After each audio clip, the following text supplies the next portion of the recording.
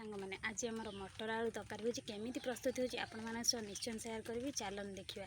मटर आलू सिझा है रखा है ये तेल पड़ी है आम ए पियाज पकईया मसला तैयारी होती आम सबकि पकईदे लुण पकईदे तापर हूँ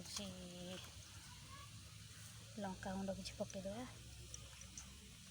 हूँ हलदी गुंड किसी पकईदे पकईदे ये पियाजटा हूँ पियाज हो गले मसला पकईदे और मसला हो जाइए मसला कषा हो जाइए ये आम मटर आलू रखिले से पकईवा पकई कषा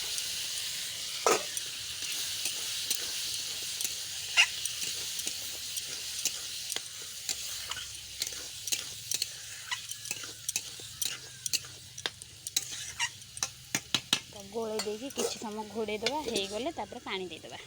तो हो गला मटर आलू तरकारी।